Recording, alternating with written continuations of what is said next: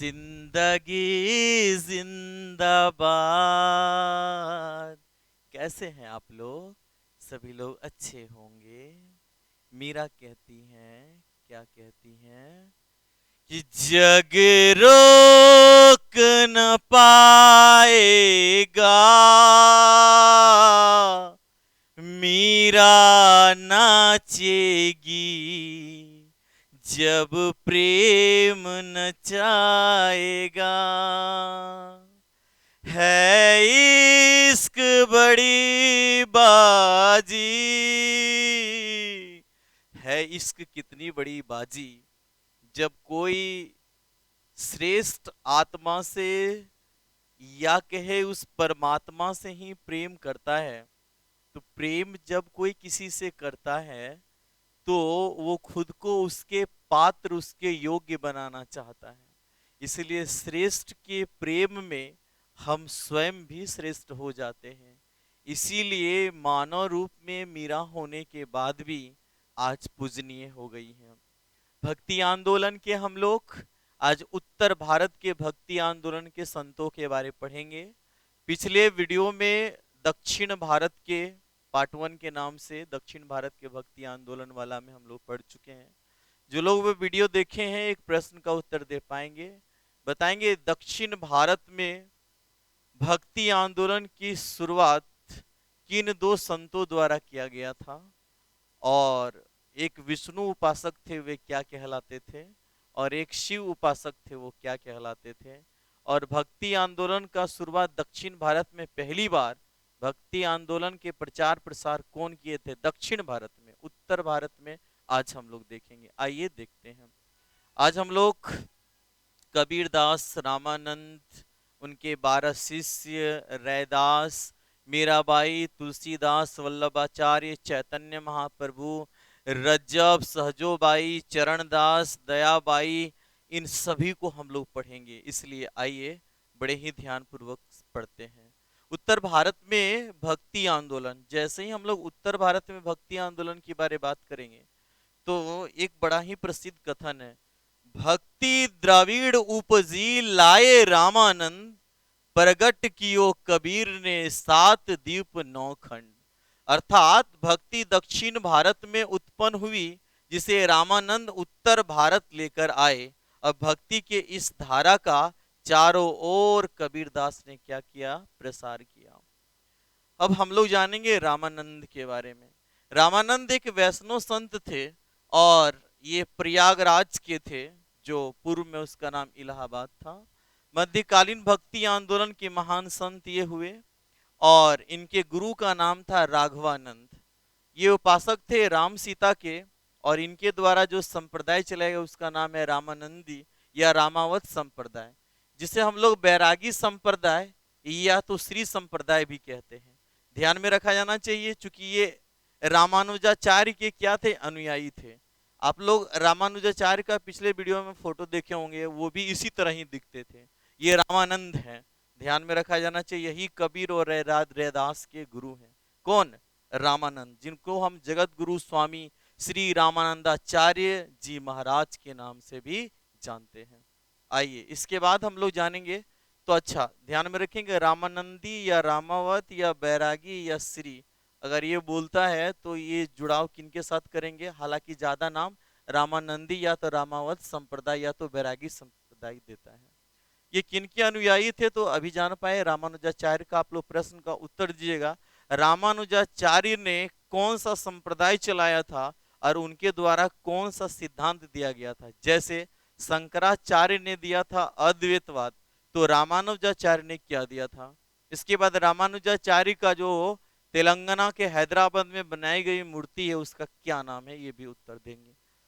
इनके शिष्यों की संख्या 1 दर्जन थी, 12 थी। 12 प्रमुख शिष्य में सगुण और निर्गुण दोनों ही भक्ति धारा के थे। अब सगुण और निर्गुण के बारे में हम लोग ज्ञान श्रेयी और प्रेम श्रेयी के बारे में हम लोग जानेंगे जब हम लोग सूफी आंदोलन पढ़ेंगे, जो इसका पार्ट 3 वीडियो आएगा। फिलहाल हम लोग जानेंगे कि निर्गुण जो होते हैं और सगुण जो होते हैं। तो सगुण लोग क्या होते हैं, मूर्ति पूजक होते हैं। निर्गुण लोग क्या होते हैं, मूर्ति पूजक नहीं होते हैं। इनका कथन था, जाति पाति पूछे ना ही कोई, हरि को भजे सो हरि का होई। इन्होंने जात पात का, छुआछूत का, उच्च नीच का क्या किया था? विरोध किया था। भक्ति आंदोलन का हिंदी भाषा में प्रचार प्रसार करने वाले प्रथम संत कौन थे? रामानंद थे। भक्ति का मार्ग सभी वर्गों के लिए खोल दिए, वो उच्च हो, नीच हो, सगुण हो, निर्गुण हो, स्त्री हो या पुरुष हो। स्त्रियों के लिए पहली बार भक्ति का मार्ग खोले थे कौन? रामानंद ने ही खोला था। ध्यान में रखेंगे आप सभी लोग एक महत्वपूर्ण बिंदु। भक्ति आंदोलन को क्या कहा जाता है? एक मौन क्रांति कहा जाता है, जो बिना शोर शराबे का समाज में एक बदलाव लाने का काम किया, कई कुरीतियों को दूर करने का काम किया।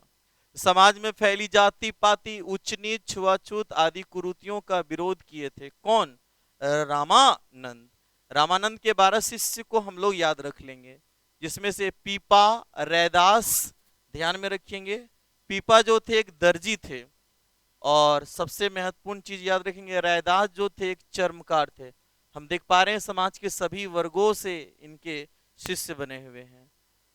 इसके बाद सुरसुरा नंद, फिर सुरसुरी जो कि एक महिला संत थी। 12 में से 2 महिला संत का नाम आएगा, एक सुरसुरी का नाम आया।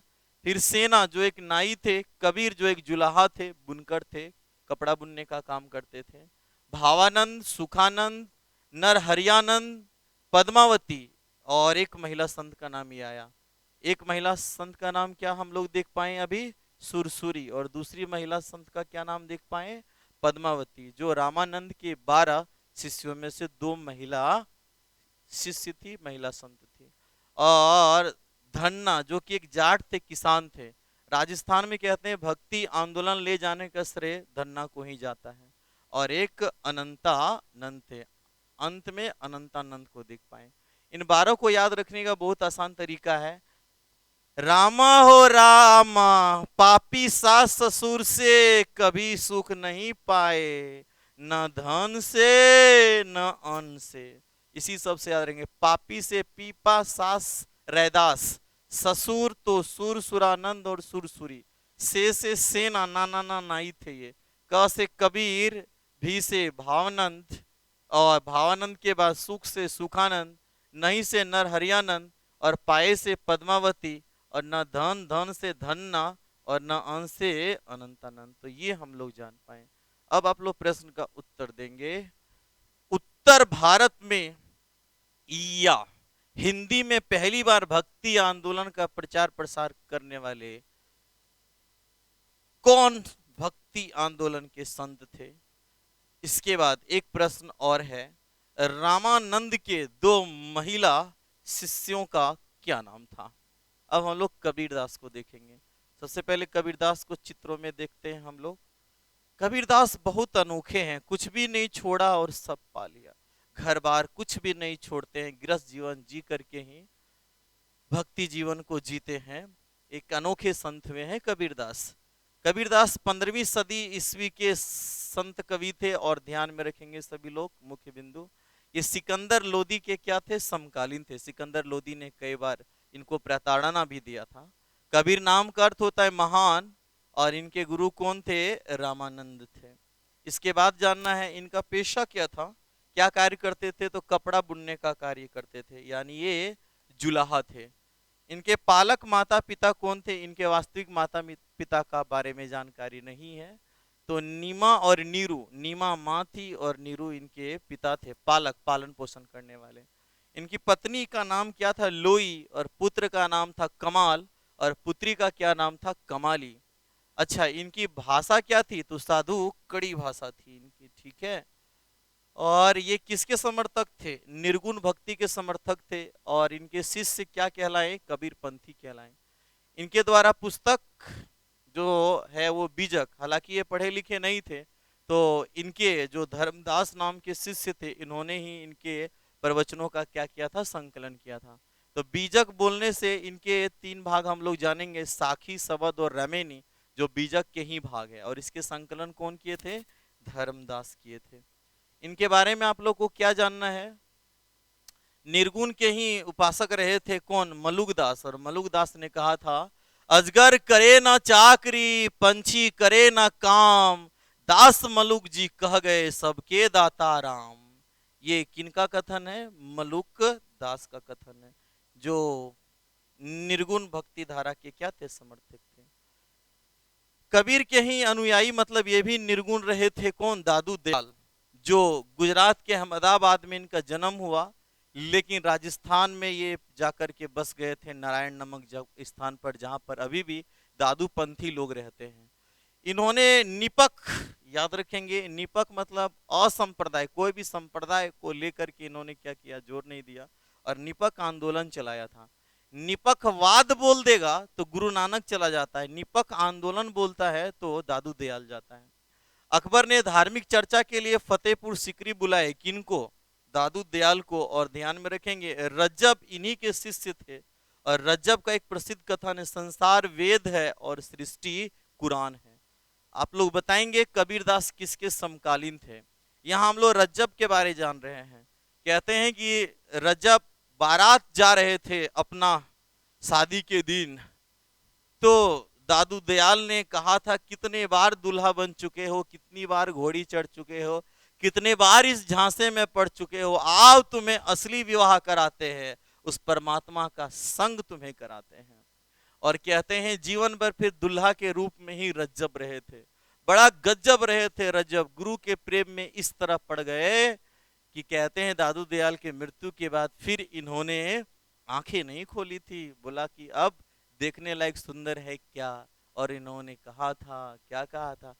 तुझ बिन ना कुछ देखूं, तुझ बिन ना कुछ सोचूं, खुद को तुझसे जोड़ दिया, बाकी तुझ पे छोड़ दिया। हो ऐसा पागल कर दो मुझको, मैं भूल जाऊं खुद को। इतने अनोखे थे रज्जब, बड़ा ही गजब थे। इन्हीं का कथन है, संसार वेद है और सृष्टि कुरान है।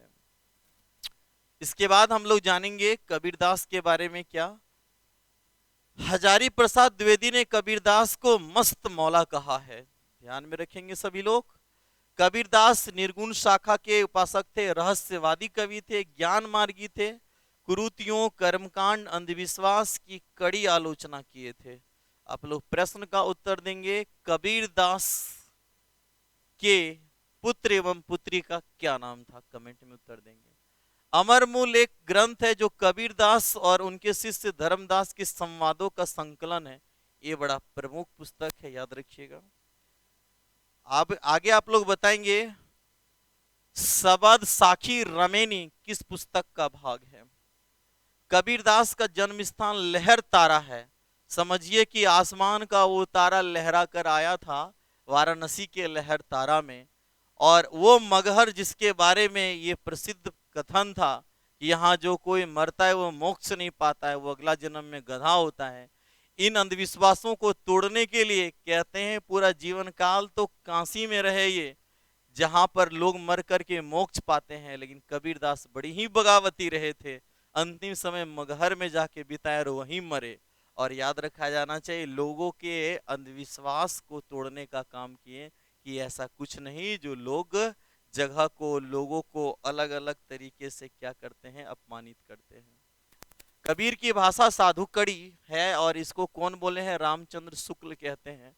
और कबीर की भाषा पंचमेल खिचड़ी है, इसको कौन कहते हैं? श्याम सुंदर दास कहते हैं। वैसे भी पंचमेल हो जाएगा तो सुंदर लगेगा, श्याम सुंदर। तो याद रखेंगे, वाणी का डिटेक्टर अगर आपसे पूछता है, हजारी प्रसाद द्विवेदी ने। किसने कहा है? हजारी प्रसाद द्विवेदी ने। तो ये हम लोग जान पाए। कबीरदास की कुछ प्रमुख पंक्तियां हैं जिसको हम लोग आइए जानते हैं। पोथी पढ़ी पढ़ी जग मुआ, पंडित भया न को, ढाई आखर प्रेम का, पढ़े सो पंडित हो। कहते हैं कि आप ज्ञान से परमात्मा को जान सकते हैं और प्रेम से आप परमात्मा हो सकते हैं। इसलिए कहते हैं लोग ग्रंथों को पढ़ पढ़ के पंडित आज तक नहीं हो पाया सही में जो पंडित होना चाहिए। और प्रेम को जिसने पढ़ लिया, प्रेम को जिसने जान लिया, उससे बड़ा और भला विद्वान कौन है, उससे बड़ा पंडित कौन है। साईं इतना दीजिए जामे कुटुम समाए, मैं भी भूखा ना रहूं साधु न भूखा जाए। इसमें लालच पर अंकुश लगाने के लिए कबीरदास कहते हैं, क्योंकि लालच हमें क्या करता है, बुराई के राह पर ले जाता है। इसलिए ईश्वर से याचना करते हैं कि हे ईश्वर मुझे इतना दीजिए जिससे मेरा चल जाए और मेरे दरवाजे पर कोई आए तो वो भूखे ना लौटे। आगे कहते हैं कबीरदास, कबीरा कहे बुरा जो देखन मैं चला, बुरा न मिलया कोई, जो दिल खोजा अपना मुझसे बुरा न कोई। कहते हम दूसरा का बुराई देखने को चले तो दूसरे की बुराई से ज्यादा तो बुराई मुझ में ही था, मुझे ही ज्यादा स्वयं पर कार्य करने की जरूरत थी। धीरे धीरे रे मना, धीरे सब कुछ होए, माली सींचे सौ घड़ा, ऋतु आए फल होए। कहते हैं धैर्य से ही तो सब कुछ होता है और सब कुछ समय पर ही होता है। भले ही 100 घड़े से माली ने पौधे के को सींच दिया हो, लेकिन फल तो उस पे सही मौसम आने पर ही आएगा ना। इसीलिए कहते हैं एक छोटी सी कहानी है। एक बार जब बंदर किसान के आम के बगीचे में जाते थे, तो जब भी वो लोग आम तोड़ के खाते थे किसान उसे मारकर भगाता था। तो बंदरों के सरदार ने सोचा क्यों ना हम लोग अब अपना आम का बगीचा लगाते हैं। इसीलिए सब क्या किया, एक एक आम का गुठली लिया और सब जमीन के नीचे गाड़ दिया। और अब उन लोग बैठकर देखना चालू कर दिया कि अब आम का पौधा हो गए, तब उगे, अब थोड़ा देर में फल देगा। देखते देखते आधा एक घंटा हुआ, कबाड़ करके फिर उन लोग उखोड़ के देखते हैं तो उग ही नहीं रहा है। और सब गुठली पकड़ के क्या कर दिया, उखाड़ उखाड़ के फेंक दिया और बोला ये लगता है फल उल देने वाला नहीं है। तो भला बेसब्री से कुछ मिला है, नहीं मिला है। इसलिए सब्र की ओर इशारा करते हैं इन पंक्तियों में कबीरदास। कबीरा कहते हैं आगे, ऐसी वाणी बोलिए मन का पखोए, औरन को शीतल करे आप हूँ शीतल होए। कबीरदास कहते हैं आपकी वाणी ऐसी हो जो स्वयं के साथ दूसरे के हृदय में भी शीतलता प्रदान करे। और पता है लोग जितना गोली से नहीं मरे हैं उतना बोली से मर जाते हैं। किसी की बातें कभी कभार हमारे अंदर में इतना ज़्यादा हलचल पैदा कर देता है कि कभी कभार हम उसे जीवन भर के लिए नफरत पाल लेते हैं। इसलिए वाणी का प्रभाव बहुत ही प्रभावशाली होता है, इसलिए ध्यान में रखा जाना चाहिए, वाणी में मिठास होनी चाहिए। कबीरदास आगे कहते हैं, लाली मेरे लाल की जित देखू तित लाल, लाली देखन मैं गई मैं भी हो गई लाल। वो कहते हैं उस कुदरत के करिश्मा जहां देखिए वही है। मैं जो देखने गया उसके करिश्मा को, मैं खुद ही उसके करिश्मा में पूरी तरीके से खो गया। आगे है, चलती चाकी देख कर दिया कबीरा रोए, दुए पाटन के बीच में साबुत बचा न कोए। कहते हैं ये धरती और ये आकाश ये दो चक्की के पाट की तरह ही तो है। इसमें जितना भी इस पृथ्वी लोक पर लोग हैं इसमें कोई भी कहाँ बचा है। इसलिए हमें नेक कार्य की ओर क्या करते हैं, ये इशारा करते हैं कि हमें नेक कार्य करते रहने चाहिए। आगे हम लोग देखने वाले हैं कबीरदास के दोहों को बीच बीच के वीडियो में हम गाते ही रहते हैं, आप लोग इसको सुन करके भी ध्यान रखेंगे। अब हम लोग देखने वाले हैं रैदास, जिन्हें हम लोग संत रविदास कहते हैं या संत शिरोमणि शिरोमणि कहते हैं। संतों के संत इनको कबीरदास कहे थे। हम लोग देख पा रहे हैं चित्र में, यही है संत रविदास। आगे जानना है क्या ये कबीरदास के समकालीन थे और ये रामानंद के क्या थे, शिष्य थे, यानी इनके गुरु का नाम रामानंद। इनकी शिष्या कौन थी, मीराबाई। इनकी माता का नाम घुरबिनिया और इनके पिता, जिनको कलसा देवी के नाम से भी जाना जाता है, इनके पिता का नाम क्या था, रघु, जिनको संतोष दास भी कहा जाता है। पत्नी का नाम लोना और इनके पुत्र का नाम क्या था, विजय दास। इनका पेशा क्या था, चर्मकार था, जूते चप्पल बनाते थे चर्म के। इनकी जयंती कब मनाई जाती है, माघ पूर्णिमा को। इनका जन्म स्थान कहाँ है, काशी है। जबकि याद रखा जाना चाहिए, अगर पूछेगा रैदास की छतड़ी कहाँ है, तो राजस्थान के चित्तौड़ में है। और रैदास के उपदेश ध्यान में रखा जाना चाहिए, रैदास की पर्ची नामक ग्रंथ में है।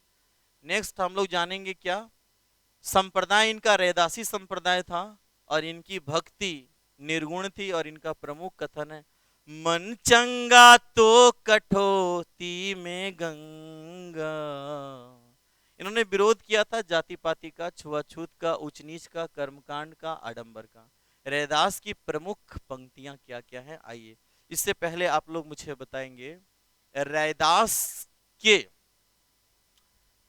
रैदास के शिष्या कौन थी। और एक प्रश्न का उत्तर है, रैदास, उत्तर देना आप लोग कमेंट में, रैदास की छतरी कहाँ है। नेक्स्ट जानना है रैदास की प्रमुख पंक्तियां, प्रेम नहीं छिप सकई लाख छिपाए कोई, प्रेम ना मुख खोले कब हूं नैन देत हैं रोए। कहते हैं प्रेम को लाख छुपा लीजिए, प्रेम कहाँ छुपता है।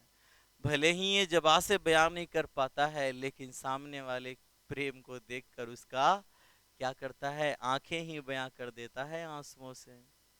सो बरस लो जगत मही जीवत रही करू काम, करम ही धर्म है करम करहूं निह काम। कहते हैं 100 बरस की जीने की अगर इच्छा है तो ये मान के चलिए कि इस शरीर से कर्म करना ही पड़ेगा, कर्म ही धर्म है, तभी जाकर के उतनी लंबी उम्र पाया जा सकता है। जन्म के कारणे होत न कोई नीच, न कहूं नीच करी डारी है, ओछे कर्म की किए। कहते हैं जन्म के कारण ऊंच नीच कोई नहीं होता है, वो तो कर्म के कारण ऊंच नीच होता है। आगे कहते हैं, ये कभी ये जो है याद रखा जाना चाहिए, इनका बड़ी ही प्रसिद्ध ये भजन है, प्रभु जी तुम चंदन हम पानी, जाकी अंग अंग बास समानी।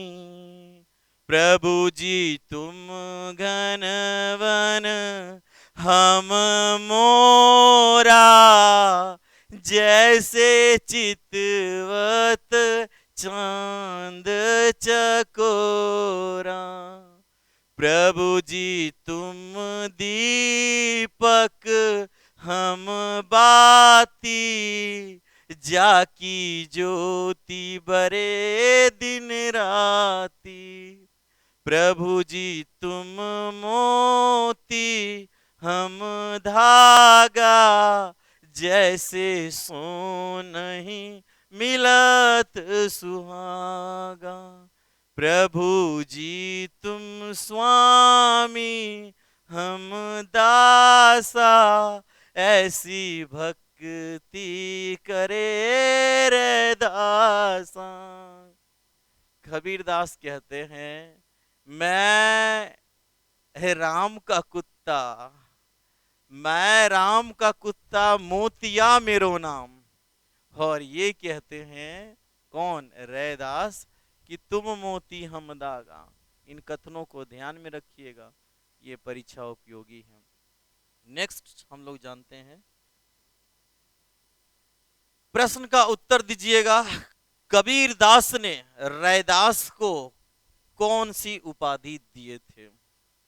कमेंट में आप लोग का उत्तर आना चाहिए। अब हम लोग देखने वाले हैं प्रेम दीवानी मीराबाई को। आइए, मीराबाई का सबसे प्रारंभिक परिचय में हम लोग जानते हैं क्या क्या, कि मीराबाई को जैसे ही कहेंगे तो ये 16वीं शताब्दी ईस्वी की महिला संत थी, हिंदी की प्रथम कवित्री थी। ध्यान में रखेंगे, हिंदी भाषा की प्रथम कवित्री किन्हें कहा जाता है? मीराबाई को। मरुस्थल की मंदाकिनी कहलाती है। राजस्थान चूंकि मरुस्थल है, वहां पर एक मंदाकिनी की तरह, आकाश गंगा की तरह है, जो कि मीठे गानों से युक्त की है। राजस्थान की राधा कहलाती है कौन? मीराबाई। दक्षिण भारत की मीरा किन्हें कहते हैं? अंडाल को। और कश्मीर की मीरा किन्हें कहते हैं? ललत दत्त को कहते हैं। और आधुनिक युग की मीरा कौन कहलाती है? महादेवी वर्मा कहलाती है। इसके बाद इनके बारे में क्या जानना है आप लोग को, कि महात्मा गांधी ने मीराबाई को पहली सत्याग्रही महिला कहे थे। ध्यान में रखा जाना चाहिए, महात्मा गांधी भी इनके व्यक्तित्व से प्रभावित हुए बगैर नहीं रह पाए थे। मीराबाई के माता का नाम वीर कुमारी, पिता का नाम रतन सिंह राठौर, और ये राठौर वंश में जन्मी थी।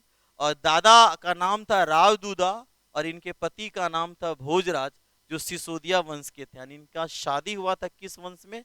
सिसोदिया वंश में। इनके गुरु कौन थे? रैदास, संत रविदास। आप लोग प्रश्न का उत्तर देंगे, संत रविदास जयंती कब मनाया जाता है? और इनके ये किनके उपासक थी? तो श्री कृष्ण की, जो पति और प्रेमी के रूप में पड़ते। पति और प्रेमी के रूप में पूजने का जो भाव होता है, तो याद रखा जाना चाहिए, इसे माधुर्य भाव कहा जाता है। ये माधुर्य भक्ति का क्या है? उदाहरण है, जिसमें प्रेमी प्रेमिका के रूप में ईश्वर और भक्त के बीच में रिश्ता होता है। नेक्स्ट हम लोग जानेंगे, सगुन की उपासक थी कौन? मीराबाई। इसके बाद इनका जन्म स्थान कुड़की, जो राजस्थान का एक गांव है, और इनका मृत्यु स्थान द्वारिका के रणछोड़ मंदिर में कृष्ण के रणछोड़ वाली मूर्ति में क्या हो जाती है? विलीन हो जाती है, जो कि गुजरात में पड़ता है। इसको याद कैसे रखेंगे? और मीरा है और गीत के बगैर याद कैसे रह सकता है, इसलिए इसको याद रखिएगा।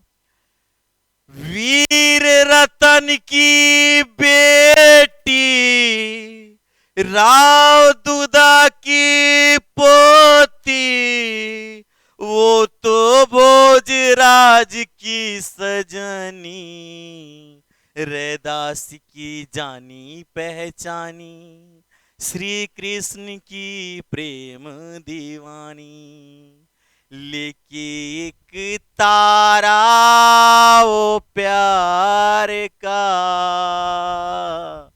कृष्ण को रिझाने लगी।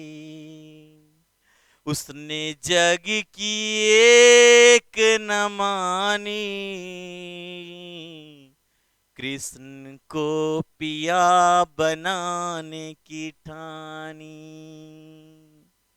छोटी सी उम्र में प्रेम रोग लगाई रे, कान्हा के प्रेम में खुद को रंगाई रे, मैं हुई प्रेम दीवानी, मारो दर्द कोई न जानी, सुन वो कन्हाई, कर ले तू सगाई रे। नन्ही से उम्र में ही जब एक आते हुए बारात को देख करके घर वाले से पूछती है, ये किसका बारात है? तो कहा गया कि एक दुल्हा है जो अपने दुल्हन को लाने जा रहा है। बोला मेरा दुल्हा कौन होगा? तो कह दिया जाता है, वो जो तुम्हारे कृष्ण वो दुल्हा है। बाल मन में कृष्ण की वो छवि इस कदर बैठ गई कि मरते दम तक भी, जब तक कृष्ण की मूरत में विलय ना हो गई, तब तक वही प्रेम बना रहा। ये प्रेम का अनूठा उदाहरण जो दिखाती है कहते हैं कि इनका विवाह तो भोजराज के साथ हो गया था, हालांकि इनकी जन्म तिथि को लेकर के थोड़ी सी विवाद है, लेकिन 1498 ईस्वी और 1546 ईस्वी तक का इनका जीवन काल सबसे ज्यादा सर्वमान्य वाला में रहता है, तो इस पर ध्यान रखेंगे सभी लोग। कहते हैं कि 1516 ईस्वी में जब भोजराज, भजनों की दीवानी को भोजराज से जब शादी हो जाती है, कुछ समय पश्चात युद्ध में 1518 ईस्वी में युद्ध में घायल हो जाते हैं, 1521 ईस्वी में मर जाते हैं भोजराज। इसके बाद ये विधवा जीवन जीती है। उस समय विधवा के लिए सती प्रथा का नियम था, बगावत करती है मीराबाई और कहती है कि मेरा पति तो कृष्ण है, मैं तो विधवा हुई ही नहीं। सब लोग ताना देना चालू करते हैं और कहते हैं विष का प्याला इनके देवर देते हैं, और इस तरह से जाको राखे साइया मार सके ना कोई, जिनको वो रखने वाले हैं फिर कौन मार सकता है। और ध्यान में रखेंगे सभी लोग, मीराबाई इस तरह से कृष्ण के भजनों में लगी रही और उसके बाद रैदास को अपना गुरु बनाती है। वो कहती है पायो जी मैंने राम रतन धन पायो, मेरे गुरु ने ये अनमोल रत्न दिया है। और फिर कृष्ण के भजनों में खुद को इस तरह से खुद को अमर कर गई, जो आज हम लोग गाते हैं। ध्यान में रखा जाना चाहिए, बुद्ध और मीराबाई के दर्शन में एक समानता है, एक साम्य है, कि दोनों ही संसार को दुख पूर्ण देखते हैं, क्योंकि ये पूरा संसार दुख ही देने के लिए तैयार है। आप लोग प्रश्न का उत्तर दीजिएगा, मीराबाई कहां के मंदिर में विलीन हो गई थी? इसके बाद महात्मा गांधी ने मीराबाई को क्या कहा है? मीराबाई की साहित्य की भाषा है राजस्थानी मिश्रित ब्रज भाषा। ध्यान में रखा जाना चाहिए, चूंकि ये राजस्थान में रही थी तो राजस्थानी भाषा, वृंदावन में समय बिताई थी तो वहां की ब्रज भाषा, गुजरात में रही थी तो गुजराती भाषा, लेकिन अगर साहित्य की भाषा अगर पूछता है तो राजस्थानी मिश्रित ब्रज भाषा हम लोग कहेंगे। मीराबाई की प्रमुख रचनाएं हैं, जिसमें से गोविंद टीका, जो गीत गोविंद जयदेव की रचना है उस पर टीका लिखी है, राग गोविंद, राग सोरठा, मीरा की मल्हार, फुटकर पद, गरवा गीत, नरसी जीरो, महारो, और इनके कविताओं का संग्रह को पदावली के नाम से जाना जाता है। मीराबाई की प्रमुख पंक्तियां क्या क्या है, सुना जाए। हेरी मैं तो प्रेम दीवानी, महारो दर्द कोई न जानी, जब भी भक्ति की शाम हुई, मीरा खुदी घन श्याम हुई।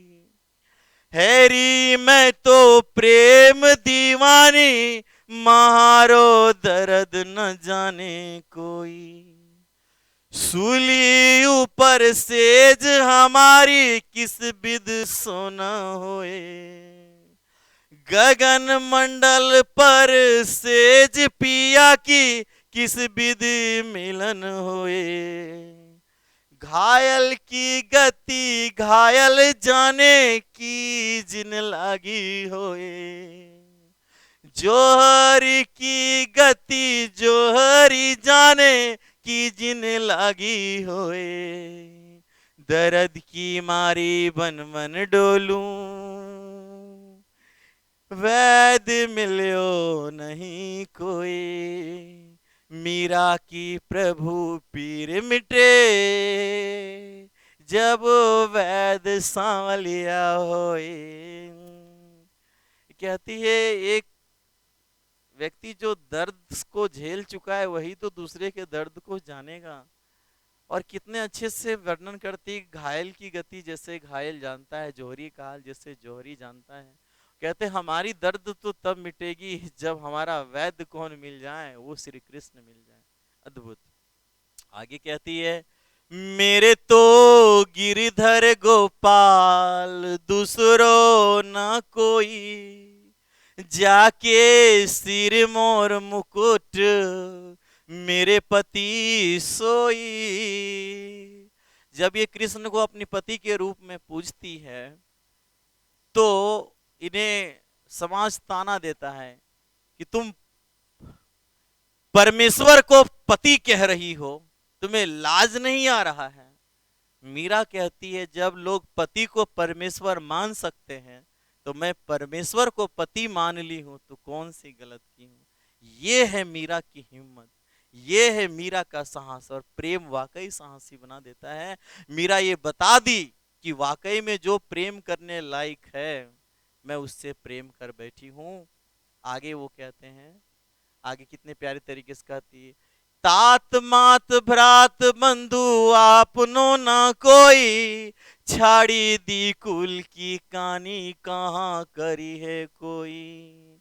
संतन संग बैठी बैठी लोक लाज खोई, चुनरी के किए टुक ओढ़लिन ही लोई, मोती मूंगे उतार बनमाला पोई, आंसुअन जल सींची सींची प्रेम बेली बोई, अब तो बेल फैल गई आनंद फल होई, दूध की मथनिया बड़े प्रेम से बिलोई, माखन जब काढ़ी लियो छाछ पिए कोई, भगत देख राजी हुई जगत देखी रोई, दासी मीरा लाल गिरधर अब मोही। इसको जब काव्य शास्त्र में इसके अर्थ के साथ पढ़ा जाता है तो और आनंद से लबरेज करता है। आप लोग इन पंक्तियों से इसलिए वाकिफ होइए कि कुछ पंक्तियों को उठाकर ये प्रश्न पत्रों में रहेगा तो आप लोग इसे आसानी से पहचान पाएंगे, ठीक है। बाकी काव्य शास्त्र में इसका उल्लेख बड़े ही प्यारे तरीके से पढ़ने का मौका अगर आप लोग हिंदी के विद्यार्थी होंगे तो जरूर मिलता है। फिलहाल हम लोग जीके जीएस के दृष्टिकोण से देख रहे हैं जहां से प्रश्न पत्रों में हम लोग का प्रश्न पकड़ाएगा। पग घुंघरू बांध मीरा नाची रे, मैं तो मेरे नारायण की हो गई आफी दासी रे, लोग कहे मीरा भई बांवरी, सास कहे कुल नासी रे, विष का प्याला राणा जी ने भेजा पीवत मीरा हासी रे, मीरा के प्रभु गिरधर नागर सहज मिले अविनाशी रे। और पायो जी मैंने राम रतन धन पायो, किनका है, मीराबाई का है। और आगे देखिए मीराबाई कितना प्यार से कहती है, ये प्रेम क्या क्या नहीं कर, उसकी के जैसा हो जाना चाहता है। प्रेम का तो यही सबसे खूबसूरती है। आगे देखिए कितना प्यारे तरीके से मीरा कहती है, कृष्ण को कहती है, क्या कहती है, बाला मैं बैरागन होंगी। आगे कहती, जिन भेषा मेरो साहब रीझे सो ही भेष धरूंगी। कहते कि आप जिस भेष में रीझेंगे मैं वही वेश धारण कर लूंगी। आगे कहती है कि क्या कहती है, कहो तो कुसुमल साड़ी रंगावा, कहो तो भगवा भेष, कहो तो मोतियन मांग भरावा, कहो तो छिटकावा केश, बाला मैं बैरागन होंगी। पता है मीराबाई के बारे में ऐसा कहा जाता है कि कृष्ण के जमाने में ये गोपी रही थी, ललिता नाम की गोपी। और कहते हैं ललिता गोपी कृष्ण से बहुत ही प्रेम करती थी। तो एक बार की घटना का उल्लेख है कि कहते हैं कि एक बार कृष्ण जो थे अपने बालों को सहलाने के दौरान में उनकी हाथ की जो उंगली की अंगूठी है वो बालों में ही लट में ही फंस गई। कृष्ण इधर उधर खोजते रहे और कृष्ण को नहीं मिला, लेकिन ललिता देख ली थी और चुपके से वो रख ली थी। कृष्ण जब जाने लगे तो जाती है और कहती है, कान्हा अगर मैं मुद्रिका दूं तो मुझे उपहार में क्या मिलेगा। तो कृष्ण कहते दो। तो कृष्ण को मुद्रिका देती है और कहती उपहार में तुम्हें ये देते हैं कि जिस अंगुली पे मैंने ये अंगूठी पहना था, ये मुद्रिका पहना था, उस अंगुली को तुम चूम लो। और कहते हैं प्रेम देखिए, एक छोटा सा पुरस्कार, एक छोटा सा एक दरस देखन को कितनी तड़प होती है।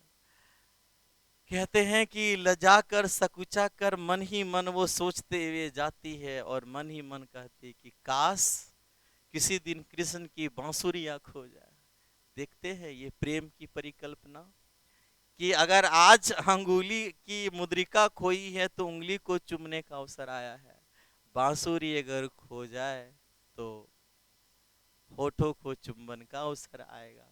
ये होता है प्रेम का क्या अद्भुत और रोमांच करने वाला स्थिति। तो ये हम लोग जान पाए। अब आप लोग बताइएगा, मीराबाई के बारे में अगर बोलता है कि मीराबाई का जन्म कौन राज्य में हुआ था, तो आप लोग क्या बोलेंगे? प्रश्न का उत्तर कमेंट में देंगे। मीराबाई का साहित्य का भाषा क्या था, कमेंट में उत्तर करेंगे। नेक्स्ट हम लोग देखते हैं। एक जोगन राजस्थानी, वो तो थी प्रेम दीवानी। आइए अब हम लोग देखने वाले हैं तुलसीदास। तुलसीदास को चित्रों में आप देख पा रहे होंगे। तुलसीदास के नाम से परिचय होंगे आप लोग, कि तुलसीदास 16वीं शताब्दी ईस्वी के संत थे, अकबर के समकालीन थे। बचपन में इनका नाम राम बोला था। कहते हैं कि जन्म लेते ही राम बोले थे, इसलिए इनका नाम राम बोला रखा गया था। हुलसी का बेटा तुलसी थे ये। हुलसी देवी माता का नाम, पिताजी का नाम आत्माराम दुबे था, पत्नी रत्नावली और गुरु का नाम था नरहरिदास। इनकी उपाधि गोस्वामी, अभिनव वाल्मीकि और भक्त शिरोमणि है।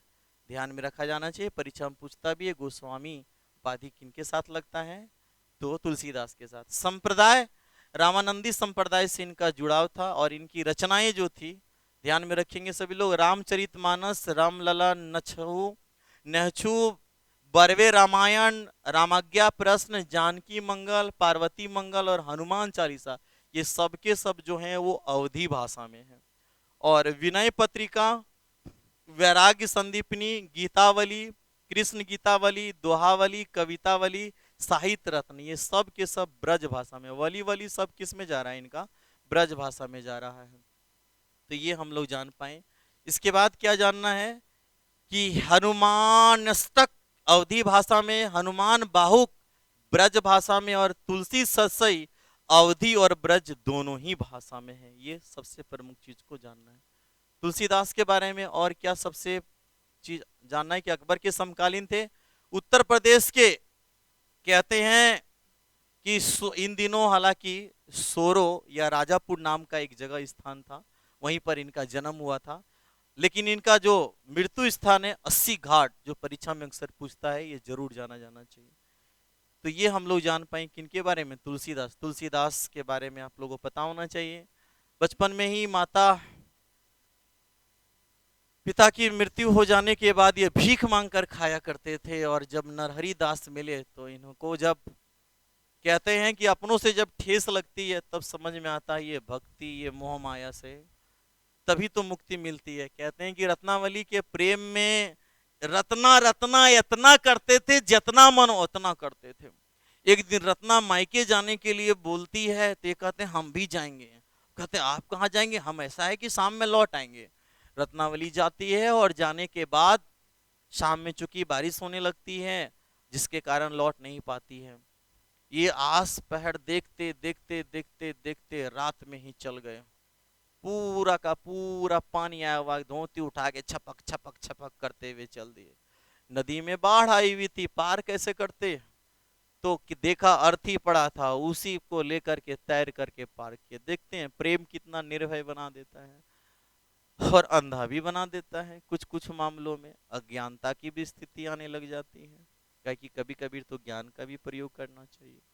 और कहते हैं कि जब वह पहुंचे तो देख रहे हैं कि एक दीपक जल रहा है। इनको मन ही मन लगा कि लगता है ये भी मेरे प्रतीक्षा में थी। अब लोक लाज के लिहाज से वो सिकरी ना हड़बड़ा करके छप्पर फाड़ करके क्या होते हैं, नीचे कूदते हैं। इन कूदे में भी डर लगता ना, इसलिए क्या करते हैं, रस्सी देखते हैं झूल रहे हैं, वही पकड़ के नीचे उतरते हैं। कहते हैं रत्ना रत्ना उठना। रत्ना उठ के दिखते, बोले आप यहाँ कैसे? उन्होंने सारा यात्रा बताया ऐसे ऐसे। वो समझ गई, बोले कि यहाँ नीचे कैसे कूदे? दरवाजा कौन खोला? बोला नहीं, वो रस्सी तुम जो लगा के रखी थी। बोला रस्सी मैंने कहा, दिया से देखती है तो क्या है कि वह एक सांप झूल रहा है। उसी समय वो दुत्कारते हुए कहती, इस हाड़ मांस से इतना प्यार करते हैं, उस राम से पार प्यार करते तो भव सागर पार लग जाता। और कहते हैं अपनों द्वारा जब ठुकराया जाता है तो वो प्रभु द्वारा जब गले लगाया जाता है तो वन वन का एक तुलसी, घर घर का तुलसी बन गए रामचरितमानस की रचना से। तो ये हम लोग तुलसीदास के बारे जाने। नेक्स्ट भक्ति आंदोलन के संतों में से हम लोग देखने वाले हैं, जब भी भक्ति की शाम हुई मेरा खुद ही घन। ये है वल्लभाचार्य, ध्यान में रखेंगे। वल्लभाचार्य कृष्ण के उपासक थे, इनकी जन्म और मृत्यु दोनों ही वाराणसी में हुई थी। ये जो सिद्धांत दिए थे उसे शुद्धाद्वैतवाद कहा जाता है। इनका संप्रदाय जो है, जो कि ये संप्रदाय जो विष्णु स्वामी दिए थे, रुद्र संप्रदाय, और वहीं पर जाकर के विष्णु स्वामी के ही यहाँ आचार्य ये बने थे, इसलिए इससे ये क्या थे, प्रभावित थे। किससे? रुद्र संप्रदाय से। इनके गुरु का क्या नाम था? विष्णु स्वामी। और या कह सकते हैं विष्णु स्वामी के रुद्र संप्रदाय या इनके द्वारा जो दर्शन था शुद्धाद्वैतवाद से, ये काफी ज्यादा प्रभावित थे। इनके शिष्य कौन हुए? सूरदास।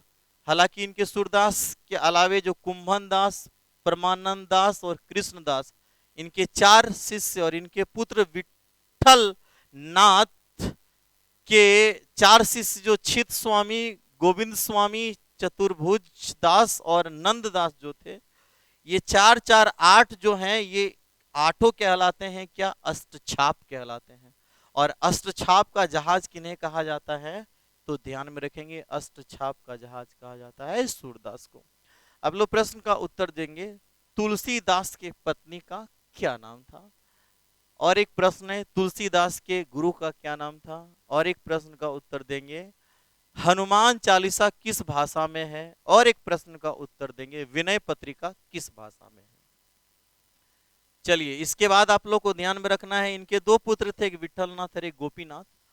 इसके बाद इनका साधना का मार्ग क्या कहलाता है? पुष्टि मार्ग कहलाता है। और इनका आधार ग्रंथ जो है वो श्रीमद् भागवत है। सूरदास के बारे में जानना है, सूरदास को देखिएगा, जिनकी आंखें नहीं थी लेकिन प्रभु की लीलाओं का, बाल लीलाओं का वर्णन किए हैं, इसलिए इनको वात्सल्य रस के सम्राट कहलाते हैं, अष्टछाप के जहाज कहलाते हैं ये। सूरसागर, सुरसारावली, साहित्य लहरी, नल दमयंती और ब्याहलो इनकी प्रमुख रचनाएं हैं। ध्यान में होना चाहिए कि इनकी सभी रचनाएं ब्रज भाषा में हैं। तो परीक्षा में पूछता है, पूछेगा सूरसागर किस भाषा में है, तो याद रख लीजिएगा किस भाषा में है? ब्रज भाषा में है। चलिए, आप लोग प्रश्न का उत्तर दीजिएगा, अष्टछाप के जहाज किन्हें कहते हैं? ये हैं चैतन्य महाप्रभु। ये देखिए, कीर्तन करते हुए झूमते हुए नजर आ रहे हैं।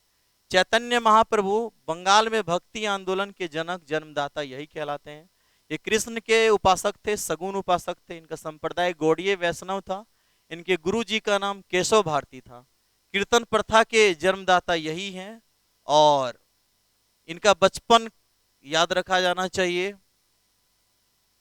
ये कीर्तन में बहुत ज्यादा रुचि दिखाते थे। गोसाई संघ के संस्थापक थे। अचिंत्य भेदा भेद सिद्धांत के प्रतिपादक भी यही रहे हैं। इनका जन्म पश्चिम बंगाल के नदिया गांव में हुआ था, जिनका अंतिम समय पुरी में बीता और पुरी में ही इनका क्या हो गया था? निधन हो गया था। किनका? ये हम लोग बात कर रहे थे चैतन्य महाप्रभु का। नेक्स्ट हम लोग देखेंगे, आप लोग बताइएगा, किन्हें कहा जाता है आधुनिक युग का मीरा? प्रश्न का उत्तर दीजिएगा। अब हम लोग देखने वाले हैं शंकरदेव। शंकरदेव असम में भक्ति आंदोलन के जनक थे और शरण संप्रदाय, जिसे महापुरुषीय संप्रदाय कहते हैं, इसके संस्थापक थे। और असम का चैतन्य कहा जाता है किनको? शंकर देव को। महाराष्ट्र के भक्ति आंदोलन के संत में किनका नाम आता है? संत ज्ञानेश्वर का, नामदेव का, तुकाराम का, एकनाथ का और समर्थ रामदास का। आप लोग अगर इसका और डिटेल पढ़ना चाहेंगे तो इसमें वारकरी संप्रदाय और धरकरी संप्रदाय आता है। वारकरी संप्रदाय कृष्ण के उपासक थे और धरकरी संप्रदाय राम जी के उपासक थे। वारकरी संप्रदाय में कृष्ण को विठल के रूप में क्या किया जाता है? पूजा किया जाता है। और इसमें से जो आप संत ज्ञानेश्वर का नाम देख रहे हैं, नामदेव का नाम देख रहे हैं, तुकाराम, एकनाथ का नाम जो देख पा रहे हैं, ये सब लोग किसके अंतर्गत में आते हैं? वारकरी के अंतर्गत में ही आते हैं। जबकि समर्थ रामदास जो है वो धारकरी के अंतर्गत आते हैं। महाराष्ट्र में भक्ति आंदोलन चलाए थे संत ज्ञानेश्वर। गीता पर जो इन्होंने टीका लिखा था संत ज्ञानेश्वर ने, उसको भावार्थ दीपिका कहते हैं और उसको ज्ञानेश्वरी के नाम से भी जाना जाता है। नामदेव संत ज्ञानेश्वर के समकालीन थे, दर्जी परिवार में जन्मे थे। ये पहले डाकू थे, वरकरी संप्रदाय से इनका क्या था, संबंध था।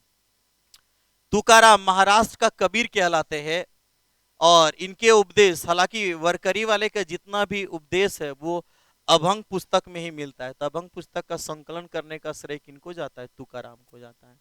एकनाथ भावार्थ दीपिका का नया संस्करण छापा था इन्होंने, और इन्होंने रामायण पर क्या किया था, टीका लिखा था जिसका नाम है भावार्थ रामायण। ये सब मराठी भाषा में होंगे। और समर्थ रामदास, ये शिवाजी के आध्यात्मिक गुरु थे, छत्रपति शिवाजी के आध्यात्मिक गुरु। परमार्थ संप्रदाय के ये क्या थे, संस्थापक थे, और दासबोध पुस्तक की क्या किए थे, रचना किए थे, तो ये जान पाए। पंजाब में भक्ति आंदोलन के जनक गुरु नानक कहलाते हैं। और नरसिंह मेहता गुजरात के संत कवि थे। और आप लोग को ज्ञात होना चाहिए महात्मा गांधी का जो प्रिय भजन गुजराती भाषा में है, वैष्णो जनते ने कहिए जे पीर पराई जाने रे। ईश्वर का संतान तो उसे ही कहा जाना चाहिए जो दूसरों की पीड़ा को जानता हो। एक चरणदासी संप्रदाय है जिसमें से ये लोग कृष्ण को सखी भाव के रूप में क्या करते हैं, उनकी उपासना करते हैं। गुरु चरणदास के दो शिष्या हुई थी, एक का नाम है दयाबाई और एक का नाम है सहजोबाई।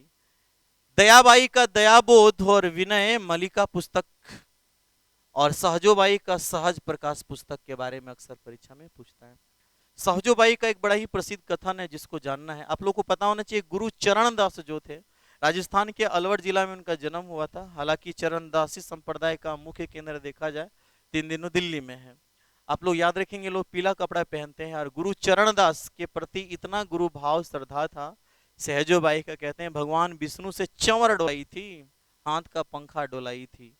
कौन, सहजोबाई कहते हैं कि सहजोबाई कहती है क्या, राम तजु पे गुरु ना बिसारूं, गुरु के सम हरि को न निहारूं। कहते मैं राम को तज सकती हूं लेकिन गुरु को नहीं भूल सकती हूं। कहते गुरु अगर सामने हो तो मैं हरि को भी ना देखूं। क्यों, कहते हरि ने जन्म दियो जग माही, गुरु ने आवागमन छुटाई। कहते हरि ने, भगवान ने तो जन्म देकर के जगत में भेज दिया और गुरु ने मोक्ष दिया, इस आवागमन को ही छुटाया। ये जन्म कष्ट, ये मरण कष्ट, जीवन में कष्ट ही कष्ट है, इससे मुक्त कराते हैं गुरु। हरि ने 5 चोर दिए साथा, गुरु ने लई लुटाए अनाथा। कहते हैं काम क्रोध लोभ मोह अहंकार, ये 5 चोर दे करके दिन रात परेशान करने वाला चीज हरि ने दिया। गुरु ने इन चीजों से मुक्त कराया। हरि ने कुटुंब जाल में गेरी, गुरु ने काटी ममता बेरी। कहते हैं कि हरि ने तो ये रिश्ते नाते बना करके मोह माया के जाल में क्या कर दिया है, इस तरह से बांध दिया है कि दुख ही दुख पीड़ा ही पीड़ा है। और गुरु ने क्या किया, इन सब चीजों को काट दिया, हटा दिया। आगे कहते हैं हरि ने रोग भोग उरझायो, गुरु जोगी कर सबे छुटायो। चरणदास पर तन मन वारूं, गुरु ना तजू हरि को तजी डारूं। कहती है इस रोग भोग में ईश्वर ने उलझा दिया है, गुरु ने जोगी बनाकर इन सब चीज से मुक्त करा दिया है। चरणदास पर मैं वारी वारी जावा। ये वही चरणदास है जिन्होंने पहले ही भविष्यवाणी कर दिए थे कि 1739 ईस्वी में जो नादिर शाह का आक्रमण होने वाला था, चरणदास ने पहले ही क्या कर दिए थे, इसका भविष्यवाणी कर दिए थे। तो ये भक्ति आंदोलन के प्रमुख संतों के बारे हम लोग जान पाए। ये भक्ति आंदोलन के संत हमें वाकई में हमारे मन में शांति स्थापित करने का कार्य करते हैं। क्यों? क्योंकि गहरी नदी का और न छो, लहरों से ज्यादा मनवा में शोर, लहरों से ज्यादा मनवा में शोर। असली योद्धा तो वो है जो अपने मन को जीत लेता है, जो अपने स्वयं के ज्ञान इंद्रियों को जीत लेता है और अपने अंदर शांति घटित करता है।